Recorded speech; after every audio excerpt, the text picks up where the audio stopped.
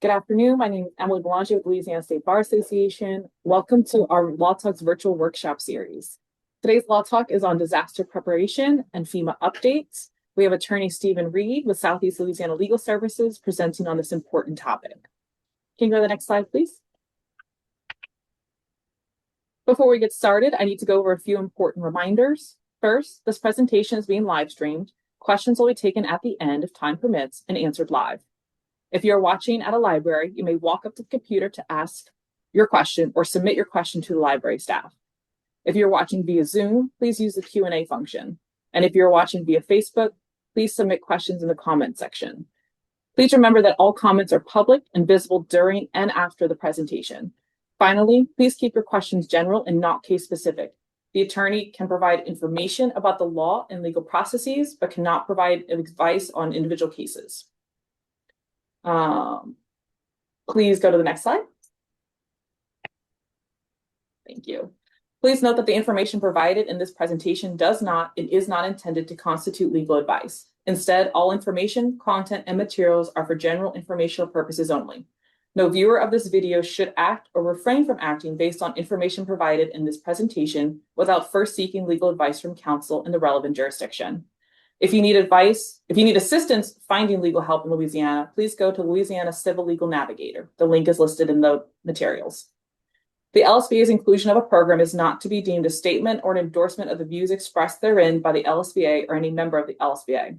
Speakers on LSBA programs are carefully selected for their knowledge, but neither the LSBA nor the speaker warrant that the presentations or materials were free of errors or will continue to be accurate. Statements in the presentations and the materials should be verified before relying on them. Opinions expressed are those of the speakers and do not necessarily reflect opinions of the LSBA, its sections, or committees. Views expressed are those of the authors and contributors only. So as I mentioned before, our presenter today is Stephen Reed. He has many years of experience in disaster preparation and in FEMA work.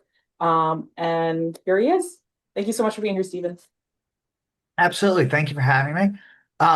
This presentation today, and because Tropical Storm Arthur is going to be primarily focused on FEMA assistance and where things are at with FEMA assistance generally, and what to know about Tropical Storm Arthur. So with that, let's get right to it.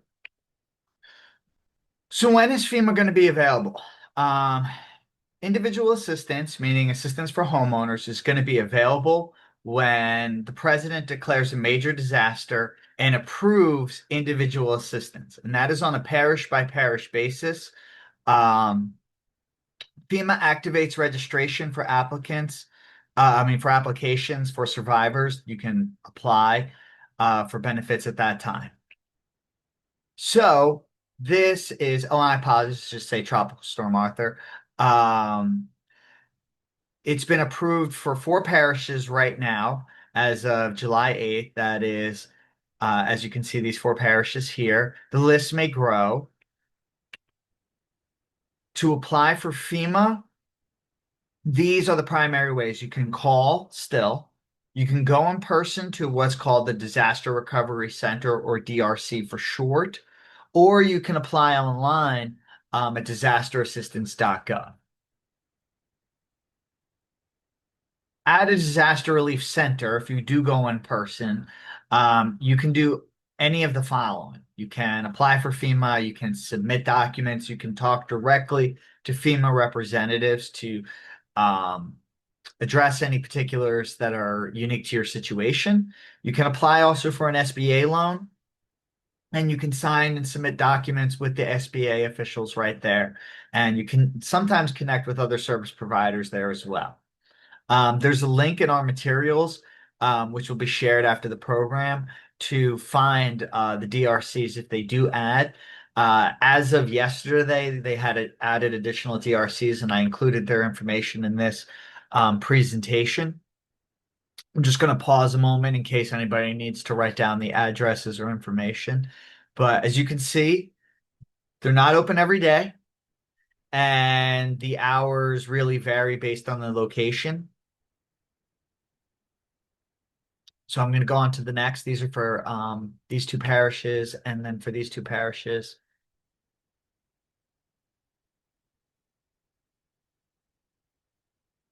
And so these hours are just the hours of the DRC. You can apply online anytime.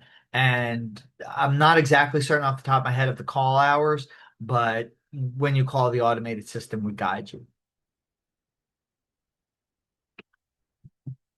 So the deadline is running. There's usually a 60-day deadline to apply for FEMA, and we encourage everybody um, to apply. While yes, FEMA has changed its rules to allow for late applications, we don't want to see anybody in that boat. And while we're in a situation now where the window to apply is open, we encourage everybody to apply who's been impacted by the disaster. Now, who should apply? Anyone living in the declared parishes with needs related to Tropical Storm Arthur, which include renters, homeowners, and also renters and homeowners with insurance. You shouldn't hesitate to apply just because you have insurance or just because you're a renter.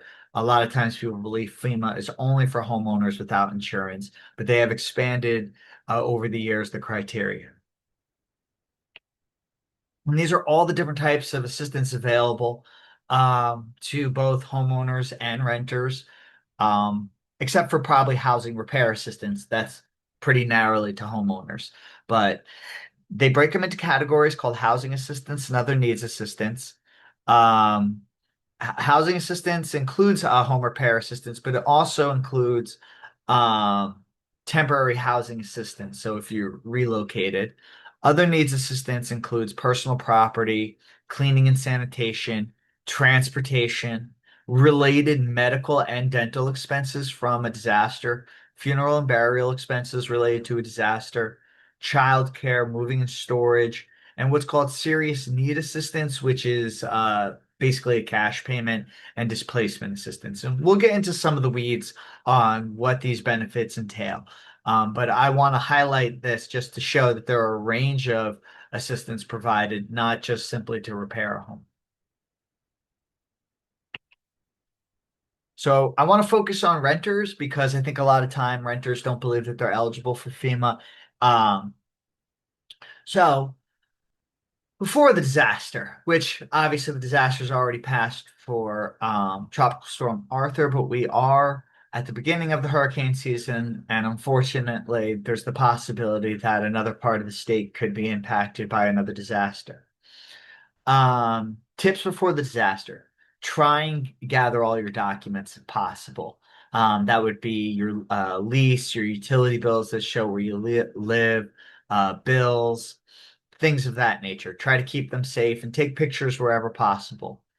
Try to take pictures of your personal belongings that you're leaving behind if you are evacuating. And if you're not evacuating, also try to take pictures of your personal belongings just to have a sense of what your losses were and also what the structure looked like before and after.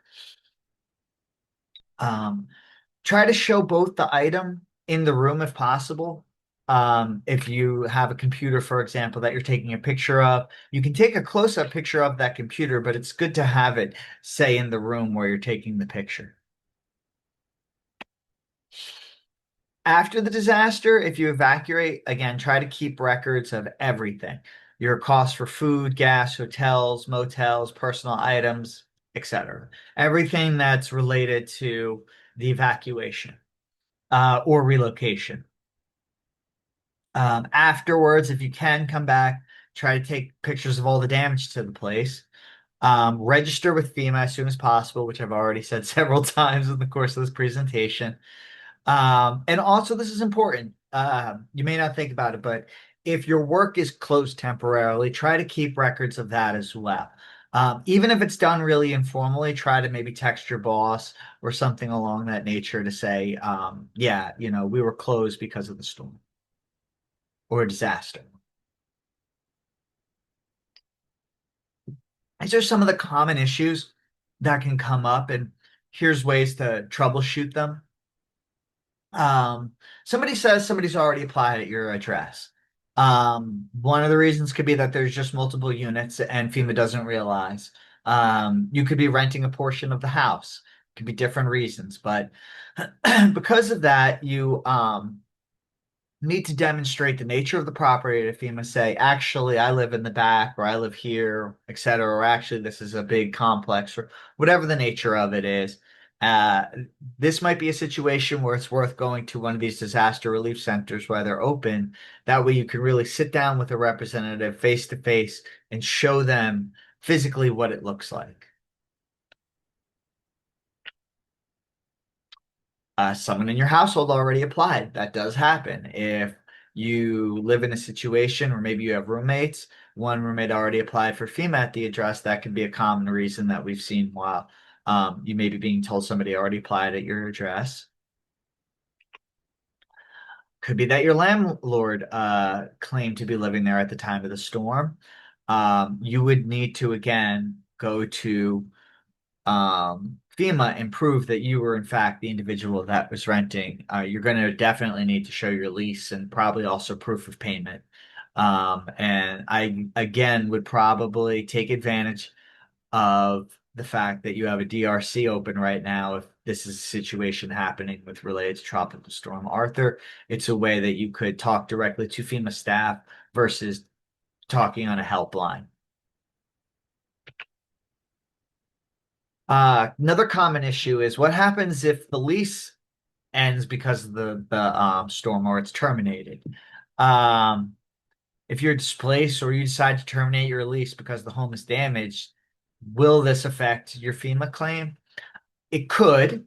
There are ways to try to prevent that from happening. One, you want to notify FEMA absolutely as quickly as possible that yes, you were living there during the time of the storm, but you will no longer be living there because of whatever reasons. Make sure FEMA knows you're the head of the household. Make sure um, that they have the correct addresses, your old address and whatever your new mailing address is going to be. And also, you should probably check with FEMA for rental assistance for the transition. Again, before leaving, while you still have access to the home, it's going to be very important to try and take pictures. Before and after pictures are ideal. One of the items you may want to do is really try to schedule a FEMA inspection as quickly as possible. And if you can, I understand if you can't, but if you can, try to have that FEMA inspection happen before you turn back over the place.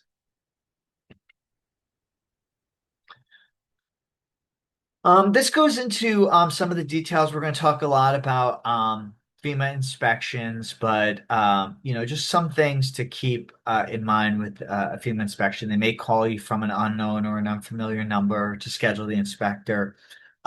Make sure you explain if there's any situation where the lease is terminated to the inspector. Um, Make sure you have pictures to show the inspector. Um, if your inspector needs to go inside, make sure you notify your landlord and hang on to your key for the inspection. And we're going to talk more about inspections generally at slides 47 and 49. And if you get these after the presentation, you can turn to those as well yourself. Okay. Now we're going to talk about some of the just a few unique things that homeowners are going to have to keep in mind. You're going to have to show that you owned and occupied the property at the time of a disaster. You're going to have to show the damages to your property, and you're going to, if you do have insurance, provide proof of your insurance, how much you received, and why that insurance does not cover all of your losses. Occupancy. That can utility bills are the most common, but they can be other bills as well. It can also be Social Security, other public benefits. If you use a PO box, utilities also can be a good way to show that you were getting service at this address, even if they have a different, if your bills use a PO box. Again, take pictures, keep them in a safe place. Ownership. Get the papers that show you own your home. And that can be a sale agreement, but it can be other documents. If you inherited your home, get your death certificates, get your original sale agreements with your grandparents or your parents or beyond. If you inherited through a will, make sure you bring that. Any tax receipts showing that you were the one responsible for maintaining and keeping things going on the property. And again, I'm just gonna repeat this throughout the presentation. Make sure that you keep everything in a safe place and take pictures. Damages, you know, this is something, especially if you're dealing with a claim for FEMA, you just want to keep going back to these lists. Make sure you go room by room, do the furniture, do the personal belongings, show the damage also to the property. Try to, if you can, before and after pictures. Again, if you evacuate, you want to keep all your records. Some of this is applies to everybody. And register with FEMA as soon as possible. If you have insurance, this applies also for renters. If you have renters insurance, still apply for FEMA. Um, FEMA can provide assistance to underinsured homeowners and renters. You will need to provide your insurance information and show how much you received, but there is the possibility of getting help if your insurance didn't cover all of your losses. So these are some of the common issues we see homeowners dealing with when they apply for assistance and they are denied. FEMA is saying you cannot prove you own your home, which can be devastating. There are some solutions in the form of self-certification statements.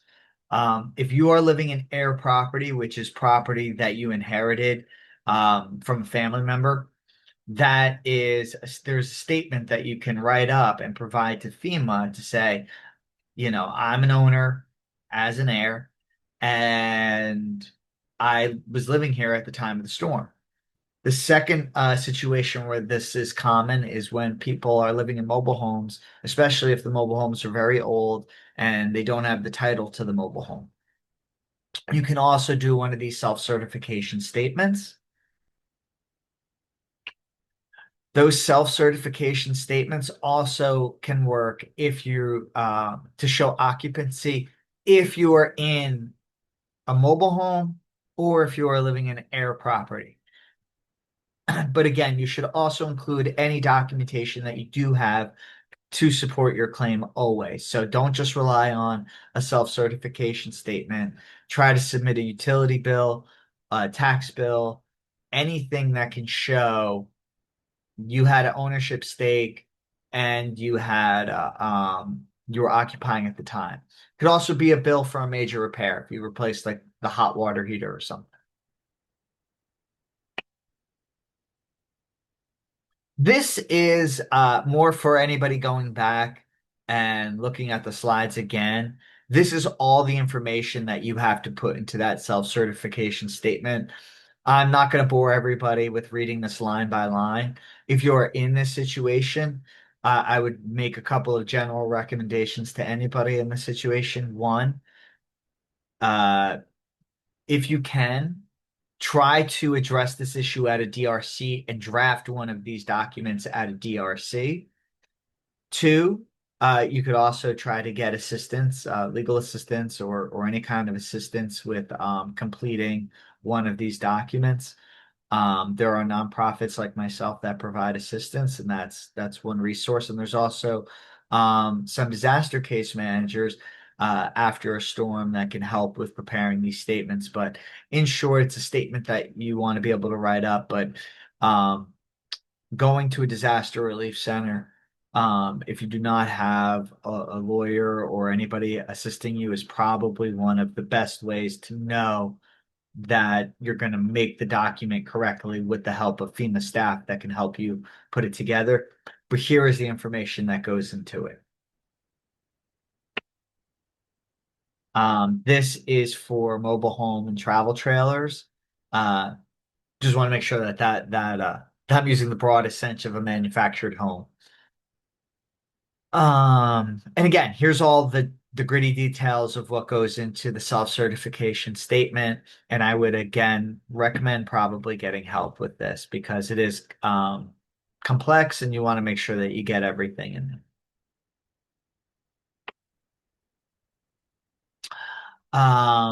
Another common reason that assistance is denied is FEMA will tell folks that you can't get assistance because you got assistance in the past and you didn't keep flood insurance. Um, FEMA does require some recipients of past FEMA benefits to maintain flood insurance. We refer to it as a flood bar. The flood bar can prevent you from receiving some kinds of FEMA assistance, but it does not prevent you from receiving all forms of assistance, and that's important too. So even when it's properly in effect, there's still there is still some assistance that you can get from FEMA. So for it to be in effect, the home must have had prior flood damage, not disaster damage, flood damage. And you must have received home repair assistance or personal property assistance for to repair the flooding. So if that did happen, the flood bar would be in effect. If that's not what happened in the past storm, then I would recommend challenging it if you believe you're in that situation. But again, that's probably going to be a situation where you need an attorney or additional help to deal with that issue. Here's the effect of the flood bar. It blocks rental assistance, personal property assistance, and home repair assistance. It does not apply to renters, um, it also might not apply if the transfer notice wasn't properly done. Again, that if you're in this situation, this is probably a situation where you need the help of an attorney. But we wanted to talk about it because this does happen, and it's something that folks should understand what's going on. So now we're turning to FEMA for homeowners with insurance. As I've said a couple times, FEMA will now help insured survivors who didn't receive enough insurance money to complete their repairs or replace items or to cover expenses. Um, what do you need to do? You need to keep all of your insurance paperwork and file your insurance claim as soon as possible, along with your FEMA application. You will have to prove that all of your insurance money was appropriately spent on the repairs. You'll need to keep receipts for everything. And again, pretty much with all of this, we recommend taking pictures of your receipts and having emailing them to yourself, trying to keep backups in a safe place. Again, here's just a slide giving you an overview of the type of FEMA assistance available.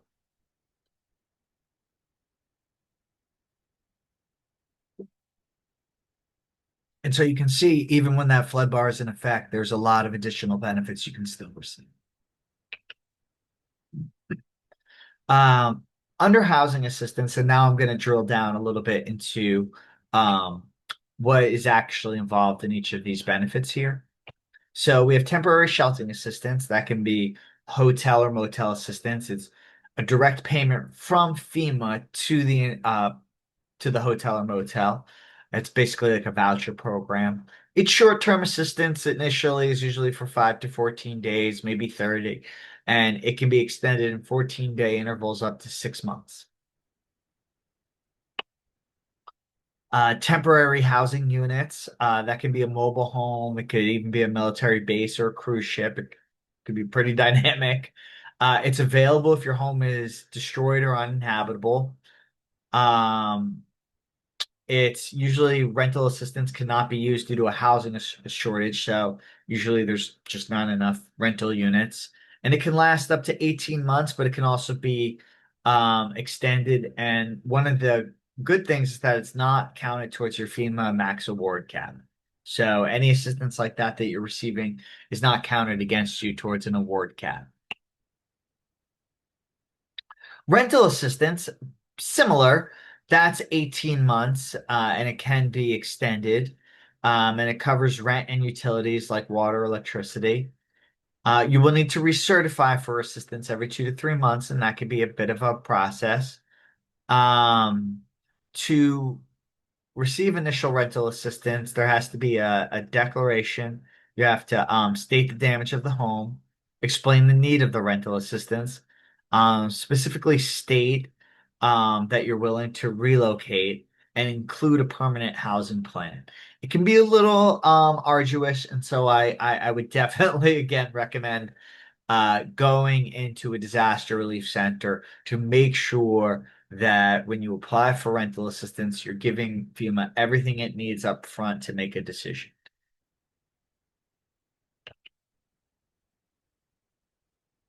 Here is it laid out again, what you're going to need. Um, Also, you're going to want to have copies of any rental agreements or the like if you do enter into like a new rent situation, a new apartment situation. Sorry, new lease. I can't find my words. Um, Proof that, and this is just continuing on this because rental assistance is pretty complex. You have to prove that, that everything was used for its intended purpose. You're going to have to show your income, that whether that's pay stubs, W-2s, tax returns, proof of your housing costs, especially if you have costs going to two properties. So if you're a homeowner, let's say with a mortgage on your old home, and you're still paying your old mortgage, you definitely need to submit that information to FEMA for the housing assistance, for the rental assistance. Home repair assistance, we've touched on this. You must be a homeowner. That there's these are kind of the different ways of proving that you're a homeowner, an official and an unofficial document, an air property. Um, so the purpose is to make the home habitable.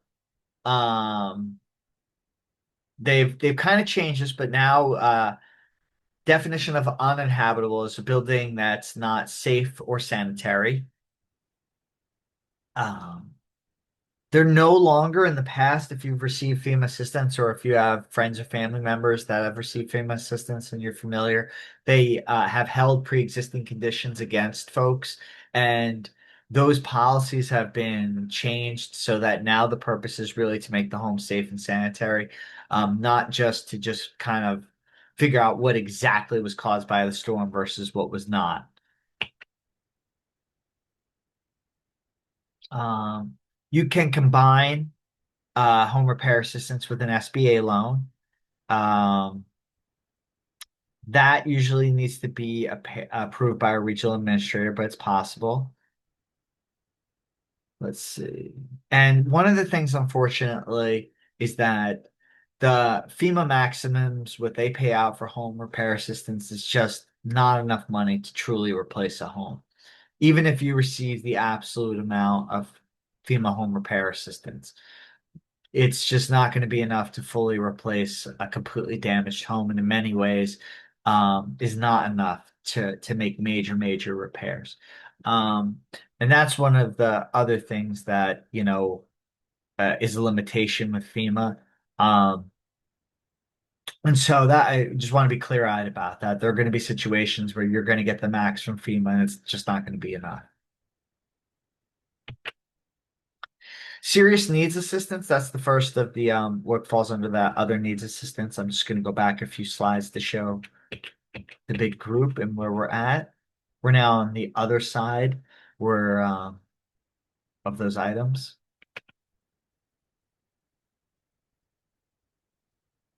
So it's a new benefit. It's called Serious Needs Assistance. It's a 750 one-time payment. Um, for those of us through IDA that may have received a similar payment called Critical Needs Assistance. This has kind of just been authorized as kind of an automatic after a disaster. And it's kind of what it sounds like. It's an immediate cash benefit to help folks relocate and deal with immediate needs.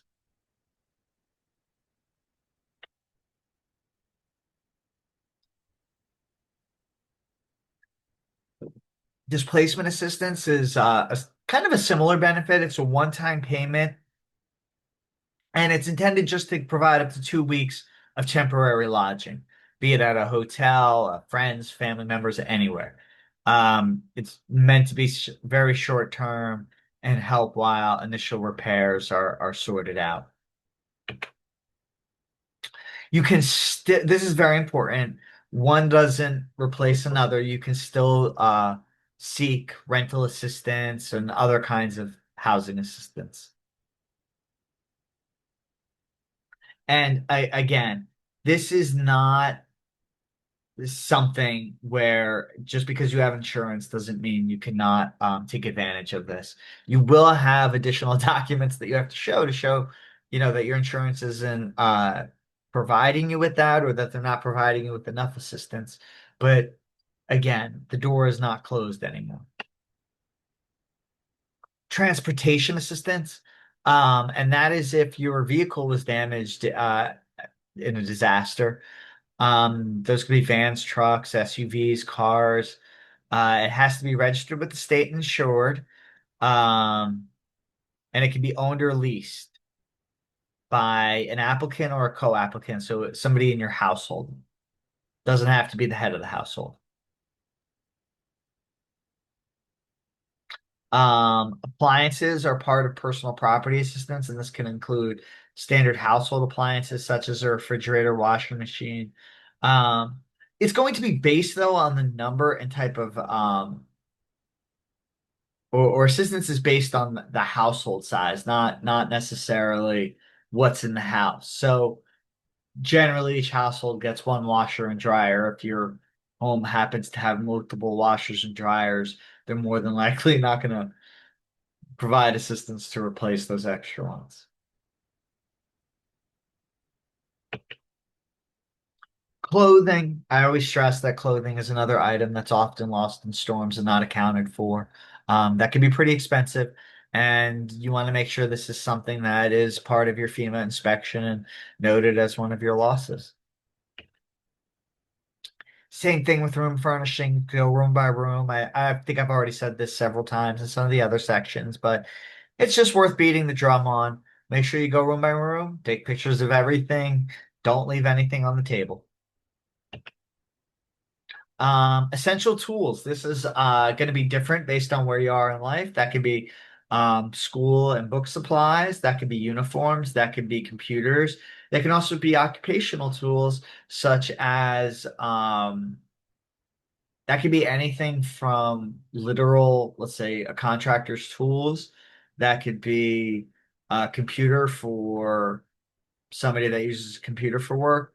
That could also be the tools of the trade for another type of profession. For some reason, I can only think of a doctor and like stethoscope, but whatever type of professional tools would be related.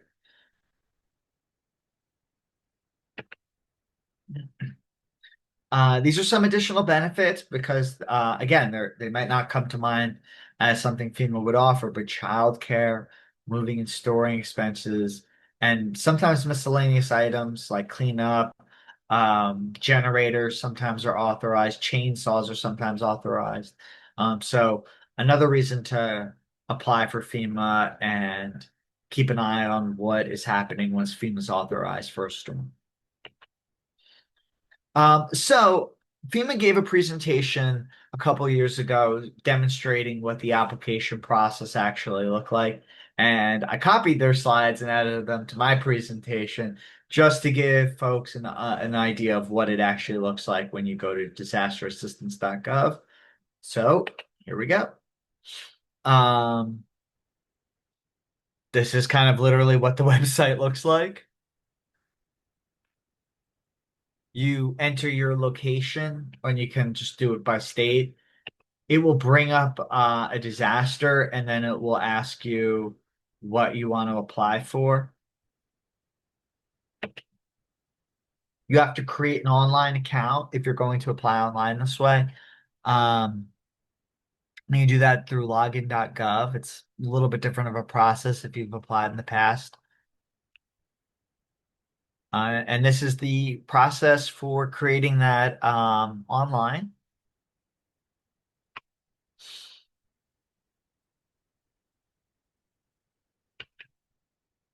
Okay, so after you've applied, planning for that inspection.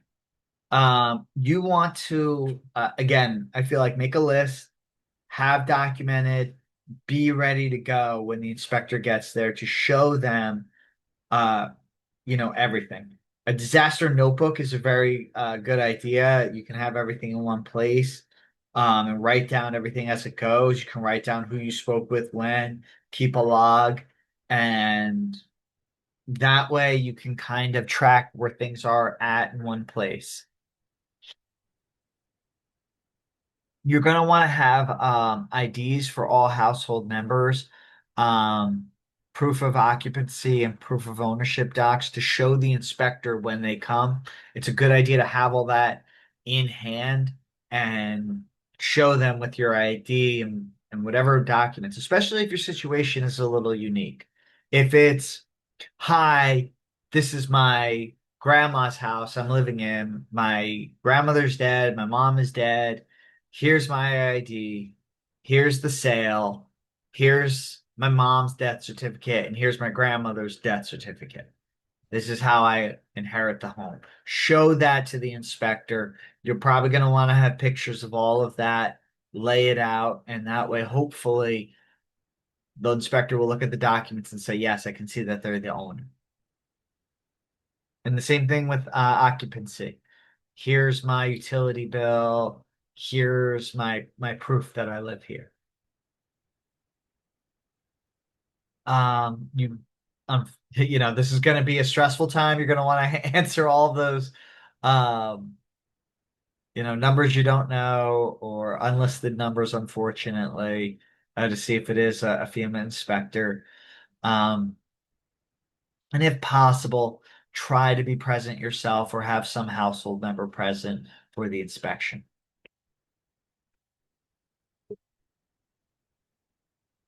I've already covered, I think, all of this.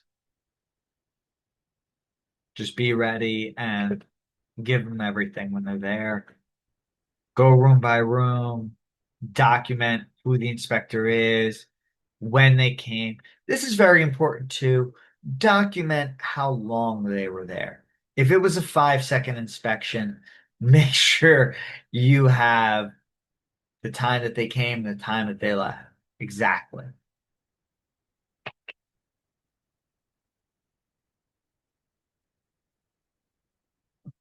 Um, Importantly, make sure that both the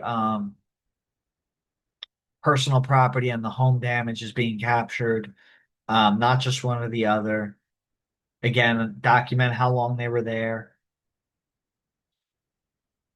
Post inspection, I contact FEMA as soon as possible to follow up. Um, if there are any issues with the inspector, immediately raise them with FEMA, like as they leave. Maybe even if they're on the property.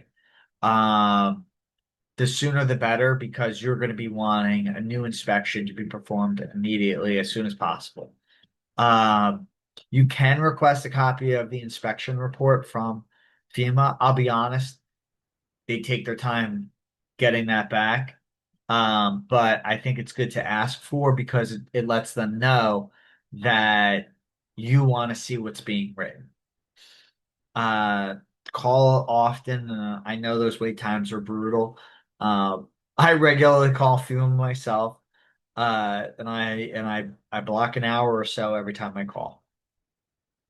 Uh, Make sure you send FEMA any paperwork you showed the inspector also. So if you show something to the inspector, make sure you also get that to FEMA, whether it's going to a DRC or submitting it through your online account. You can also fax things, but do not assume because you showed something to your inspector that that's going to make its way into the FEMA file either. What to expect. And this can be very discouraging for homeowners, or I should say disaster survivors. I didn't mean homeowners exclusively, but this can be very frustrating for survivors. Um, expect delays, expect to be denied. Be prepared to have to file multiple appeals to get the assistance you should have gotten on day one. There's no other way to put it. It is just very common to have to appeal FEMA decisions. They often make mistakes. They're dealing with a high volume and often traveling to places they're not familiar with. I have seen pretty much everything you can imagine, from an inspector showing up at the wrong house to um, the wrong name or wrong address being put on an application, you name it. So it's very common to have to correct mistakes. And I understand that it can be disappointing and frustrating and depressing, but do not lose hope. It's very common to also resolve these issues and to get folks the assistance they should get. They can come through, the decision itself can be mailed to you or come through your online portal. Um, the appeal time is 60 days. While I would say do not wait to appeal too long, it is a good idea when you appeal to have all of your documents together at once. You can appeal also pretty much anything, anything related to a decision. And that could be the amount of assistance, how long or how much of assistance they provided, if they cancel an application, if they reject a late application, if they deny continued assistance, um, if they intend to collect rent, if they intend to terminate direct housing assistance, anything, any eligibility related decision. So anything that says whether they're going to help you or not. This is just reiterating um, if there more items you can appeal. And this is the catch-all. As soon as possible with all the materials that you need for your appeal. So whatever stuff they're telling you to have for your appeal. Hey, we didn't believe that you were living there at the time. Okay, I want to appeal that decision, and here are more utility bills. Uh, and here's a self-sworn statement, and put that all together and submit online or in person at a DRC if they're open, or you could fax it. This gives you all of the stuff that we recommend putting in appeal. FEMA has changed their rules and things are supposed to be more relaxed for an appeal. That being said, this is kind of our gold standard for an appeal. A cover letter, signing it yourself, putting all your documents together at the same time. And this is also kind of tedious, but trying to in some way put your name, your application number, the disaster number, and the damaged property address on every page. And that can be, I understand, very frustrating and difficult. It's probably the one that I would drop if I had to out of all of these four, but if possible, if you could manage that, try to write it in on every page or if you're more handy with the computer, see if you can add it.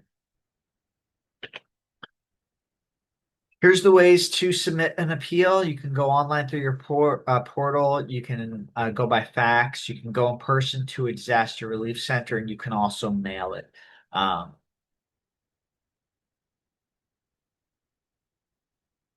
and again, all of these slides, I believe these slides will be available. I'm taking a moment to pause in case folks want to write this down really quick, but I believe all these materials will be available. Um, Always recommend getting help with an appeal. Things can be complicated. Even, and I'm just speaking for myself. Every Even with help, appeals could be denied and have to be appealed again. It's very common. And so because of that, we definitely recommend getting help. And we've given some resources here. Generally, would recommend going to your local legal aid. You can approach your state bar association too to see if they can provide any referrals. You can actually reach out to FEMA and see if they are providing what are called case management services, and you could have a case manager provide assistance with the appeal. There is also, and at slide, I believe it's 72. Oh, no, it can't be slide 72 because we're past that. I apologize. I have to tweak the numbers on this. Um, But there is a FEMA appeals generator that you can also use to kind of help generate that cover letter and help you put together your own appeal. If you have any questions, here's my contact information. I'm not sure of the form if we can actually take questions here today, but before I go to questions, I just wanted to. Here is the appeals generator app, and I'll pause here for a second just so folks can try to use their phones to get to that, or again, it should be available with the presentation.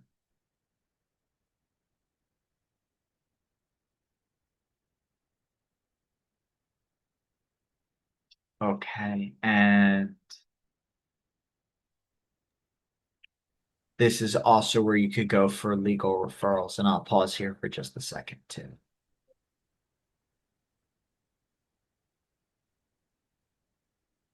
I have some additional resources here where you can go for finding assistance of various types, whether it's modest means directory or self-help for yourself. Yes, absolutely. So now is the time for questions. So feel free to post any questions you have in the Q&A section on Zoom or the comment section on Facebook. And while we wait for questions, I do want to highlight some of the resources that Stephen just brought up. And these may be helpful to you if you have a legal question that was not addressed during this presentation or you need help getting assistance. So what you're looking at right now is the flyer for the LSBA's Find Legal Help page, where you can access a continuum of services. It includes our attorney directory, the Louisiana Legal Navigator, legal aid and pro bono organizations, and the Modest Means Directory and self-help services. I'd like to call special attention to the Louisiana Legal Navigator. This is a great diagnostic tool that helps you identify your legal issue and provides customized information, referrals to legal aid, and more. It is simple to use and will give you next steps specific to your issue and your parish or location. You can also access the free legal answers, which is an online pro bono program that allows users to log in whenever and wherever they like. And you can ask civil legal questions and have attorneys answer those questions through the site. It is private and it acts almost like an email exchange between the user and the attorney. But please note that the user must meet certain income guidelines to use this program. Okay, so looking for any questions. I'll give you all another couple minutes to get those questions in. Someone asked, how can I get a copy of this webinar? With Stephen's permission, we would be happy to send it out. We'll send out a follow-up email tomorrow and we can attach this presentation if that's okay. That's absolutely okay. It's made for public consumption. Perfect. Okay. Any other questions? Give it another minute or two to see. This is a fantastic presentation, Stephen. Thank you. Oh, you're very welcome. I learned a lot. And I know FEMA can be quite a confusing organization for people to get help through. So it's very useful to have this sort of broken down step by step for folks. Yes, and the one thing that I will stress at the end, since I haven't gotten a question yet, take advantage to do that, is just this is more for maybe renters even than homeowners, but don't harp on what the name of something is. So they use these categories of housing assistance and other needs assistance to generally put things in these big buckets, but half of housing assistance, um, is about like some of it is repair, but some of it is also about relocating you and providing rental assistance and things like that, which is open to both homeowners and renters. And the same thing is true of the other needs assistance. Like pretty much every homeowner. Well, let me look at this real quick.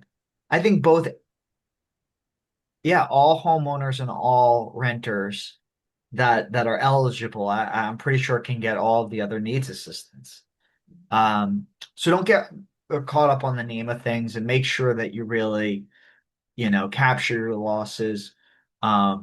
Unfortunately, I've been doing disaster work for a long time, and I have yet to see any disaster survivor truly be compensated for all their losses and expenses. There's just so much that goes into a disaster, and I would just strongly recommend the best that you can, document everything, get help, and don't be hard on yourself. You're a survivor, you're dealing with a disaster, and this stuff is complicated for those of us like myself that do this every day. It's not easy, and FEMA just is a big organization doing a lot, getting a lot of applications from a lot of places all over the country at the same time, Mhm. and it it leads to a lot of errors and frustration, but hang in there. Their assistance can come. Yeah, absolutely. Thank you so much, Stephen. We have no questions waiting, so I'm going to go ahead and say that this is the end of our Law Talks workshop for today. Please save the date for our next Law Talk, which will be on child custody and visitation, and it'll be held August 12th at noon. The Um, slut. I know you can get to it. I'll give you a second. Um, but There it is. coming. Oh, did There it we not go. get there yet? Hopefully it's there. There we are. Yes, so the next one will be August 12th at noon on child custody and visitation. And as you can see, we have a list of upcoming law talks as well. So please save those dates.